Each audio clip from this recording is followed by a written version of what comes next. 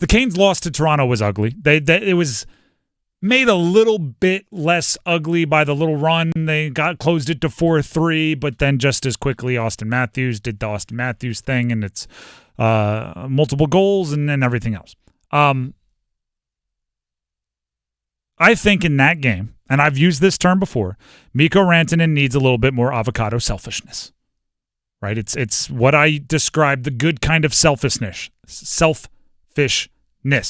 Like there's most of the fat we eat is bad, but everyone always says avocado is good fat. It's the same thing. Most selfishness is bad, except for occasionally it's avocado selfishness. It's the good stuff.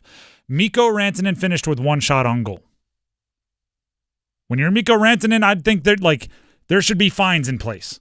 You give us 3 shots on goal every game, or else you got to fork over some cash.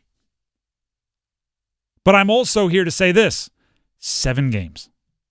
7. That's how many games he's played with the Canes. 7 games. I'm not making any big, glaring, sweeping decisions about Mikko Rantanen after 7 games. So I did not find it surprising that there were reports over the weekend that the Canes have started offering Mikko Rantanen and his representation over $100 million in contract extension offers that he would hopefully sign soon. Now, for the details, we'll go to Elliot Friedman first. This is Friedman's latest news on Mikko Rantanen's contract. I understand that during the Four Nations break, the Hurricanes met with his representatives face-to-face. They had a face-to-face conversation about where things were and where they were going, and the Hurricanes made an offer, and I believe that offer is into the 9 digits. So it's a big, big offer, and Rantanen at this point in time has said, not yes, not no. He's just said, I still need to process everything that's happened, the whirlwind, the emotion. So at this point in time, there's no answer from Rantanen, but I stress, everybody's telling me you shouldn't necessarily take that one way or the other. What has happened is teams are kind of waiting. There's a lot of talk out there, Ron, but if Rantanen's available at some point, you want to make sure you have your best assets to make a trade. And the other thing that someone said to me I should have spelled out but didn't is that if the Hurricanes are confident that they can still sign Rantanen after March the 7th, will they keep him and make a Stanley Cup run with him? So all of that is there, but they have made a big offer to Rantanen, and he has just said, look, I still need to process everything. Now, for those of you that, just like me, when you heard that news, that specific clip, sat there and went cross-eyed trying to do math, I'll do it for you. 9 figures would be $100 million. $100 million, the most years the Canes can give is 8. So that would be, if it's exactly $100 million over 8 years, $12.5 million per year. It's a lot of money, but that's not super duper top of what everyone was thinking he wanted from Colorado. Kevin Weeks, former Cane, also spoke about that report from Friedman and others involving $100 million, and he upped it a little bit. I'm told that number is north of $13 million, in and around between the $13 and $14 million number. And listen, it's tough right now, and I'll say this, Arda, quickly. It's been a lot for him. It's been a short time for him to get there, get acclimated, then feel comfortable, then sign a contract extension. There's a lot that's been going on. Something not dissimilar to what happened to Rod Brind'amour, the head coach, when he got traded from Philadelphia to Carolina. It takes some time to get acclimated, but I really think that the two sides are going to continue hammering away. Let's see if they can find an area that they both believe is fair. I was surprised how many people were going, and this is dangerous in media, but reacting to social media. How many people were surprised by that type of offer to Mikko Rantanen based on how the Canes and he have played through the 7 games that he's played with Carolina? Because I'm just gonna call it very, very plainly. The Canes are not, I would argue, not even taking the 7 games he's played for Carolina into discussion when they're deciding what to offer Mikko Rantanen. They have 10 years of NHL film of Mikko Rantanen to judge that they poured through. And I'm talking Eric Tulsky, the GM, and his entire staff prior to making the trade. They knew whether they wanted to pay that guy before the Colorado Avalanche even accepted the trade. Before they got Chicago to eat some of the salary, before the Taylor Hall was even, before any of that, they knew they wanted to extend this guy. You don't let 7 games take back a decision and an evaluation that you made over 10 years. On a smaller scale, you'll hear me say this this week and next week. If somebody crushes the combine for the NFL draft, don't make that overrule 4 years of college football tape. Right? If you watch somebody for massive amounts of time, or you watch film of somebody over a massive amount of time, and you come to a very obvious conclusion, and then they do something for a small amount of time, and you go, that doesn't add up. Don't go with the bigger sample size.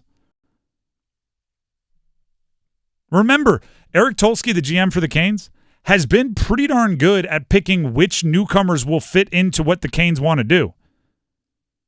I can go back and find the reactions to Jack Roslovic being signed. I can go back and find the reactions to Robinson being signed. I can go back and find the reactions to some of the defensive guys, Gostisbehere being brought back. And they weren't all happy-go-lucky all the time when the signings happened, but they've played pretty well at times. I mean, how many times have we seen one of the new guys go like, well, they've matched their career high, and it was like, well, it's still January. Still early, folks. Like they're the new guys, he's got a good feel for what plays here. And by the way, Mikko Rantanen is kind of one of the players who, if he doesn't fit great with your team, might be worth it to change your team a little bit. Yeah, the guy's a stud. You go find the guys that work with him over time, and you tell him that. Hey, listen, if it's not working here, we're going to keep trying to find the things that will make you work here. Right? It's again, I always relate it back to quarterbacking. When Aaron Rodgers moves teams, when Peyton Manning moves, when Tom Brady moves teams, they don't show up and go, all right, when Brady went to the Bucs, he didn't show up and go, all right, what's the Bucs playbook? Let me learn it. He went with like, here's my playbook. We'll see how much of your playbook we add to mine, but like we're going to work with mine. Mikko Rantanen is one of the top, 8-10 players in the NHL. If your system doesn't work with him, or your lines don't work with him, or your center doesn't work with him, you go explore all the different ways to get players that work with him just as much as he should try to work with what you're doing. So Mark Lazarus of The Athletic actually put an article out this weekend. This is before the game against Toronto. But we all know how Eric Tolsky and the analytics and numbers and all those things. Here's some underlying numbers regarding Mikko Rantanen. Again, small sample size. This is before the game on Saturday. Rantanen leads the Hurricanes in shots per 60 minutes, individual attempts per 60, individual expected goals per 60, individual scoring chances per 60, rebounds created per 60, and takeaways per 60, all according to Natural Stat Trick. And Lazarus also says that a lot of these numbers are actually better than what he was putting up, these underlying numbers, than he was doing in Colorado. Expected goal share, up 51.86% to 63.4%. Scoring chance share also up dramatically from what it was in Colorado, from 55 to 72%. High danger chance, the percentage of that, up from 47% to 61%. So you look at all these other different numbers that he has created.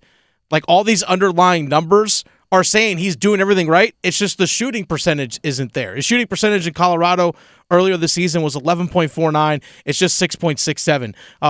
As Mark Lazarus said in the article, he's due.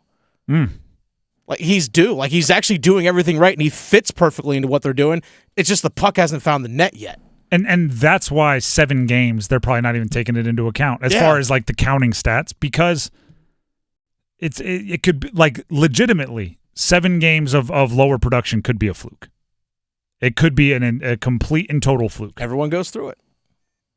Defenders or defensemen are just getting lucky, right? They're closing their eyes and swinging their stick, and it's making contact with the puck, and that can happen over 7 games. It's why they play 80-something of them.